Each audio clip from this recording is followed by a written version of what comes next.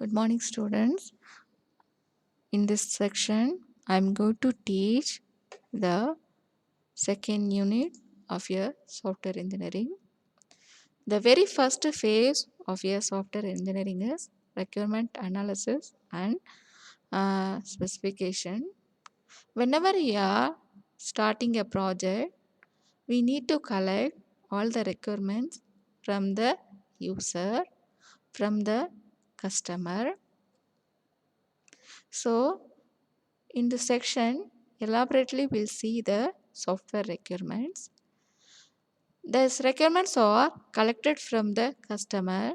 They're used to develop the software or project. And this requirement has to satisfy all the operational constraints of the project. And this requirement should be precise, complete, and consist. Precise. They should state exactly what is desired of the system. Next, complete.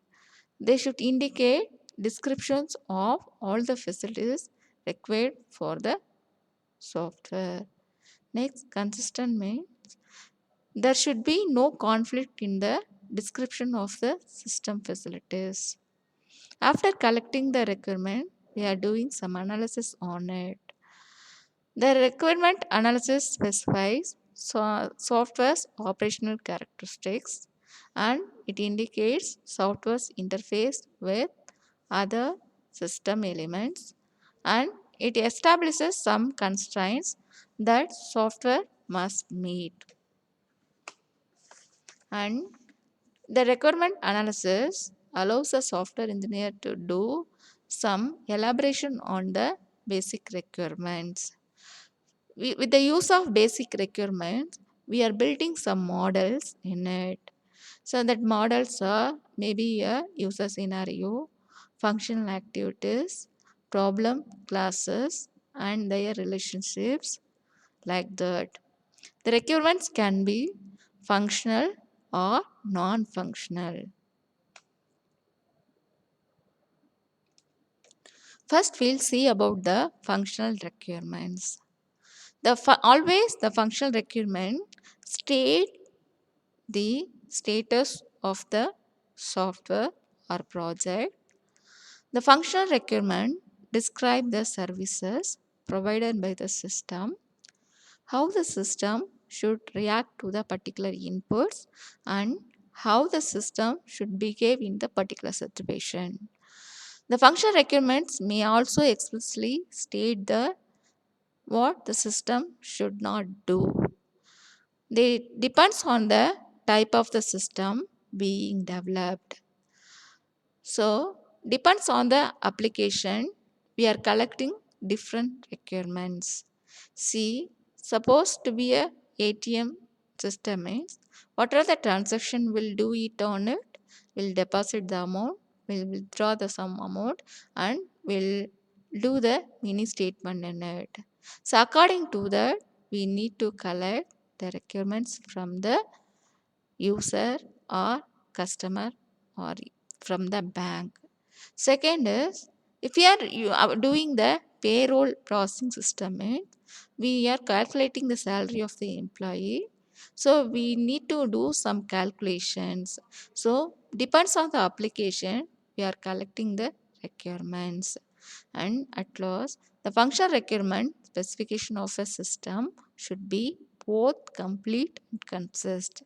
The completed means that all the services required by the user should be defined.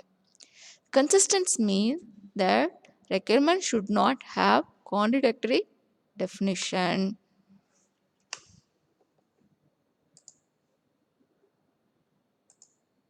So next our requirement is non-functional requirement. We are collecting the non-functional requirement from the system. The non-functional requirements are the constraints on the services offered by a system, such as time constraints, constraints on the development process, standards, etc. Non-functional requirements are not directly concerned with the specific function. So always non-functional requirements specify the system performance, security, availability, and other emergent properties. So now I'm classifying the non-functional requirements, product requirements, and organizational requirement.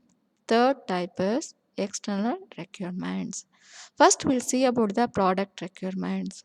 These requirements specify the behavior of the product.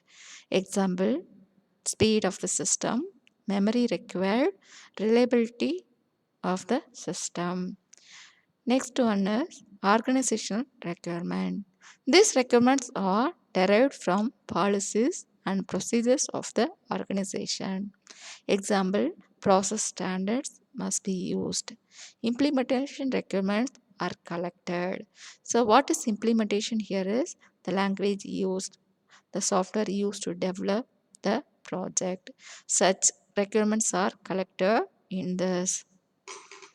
So next is external requirement. These requirements are derived from the factors external to the system. They are used to develop the process. Example, interoperability. So after developing a software, your software has to adapt with all the environment.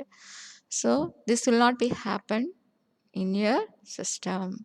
So now we'll discuss the non-functional requirements are more critical than your functional requirements. We cannot verify the non-functional requirements. So always give importance to non-functional requirements whenever you are collecting it. And we cannot differentiate the functional and non-functional requirements. So here we'll classify those non-functional requirements. So already I have classified product requirements, organizational requirement, external requirements. Under which these are the factors we are taking to classify it. So you go through this.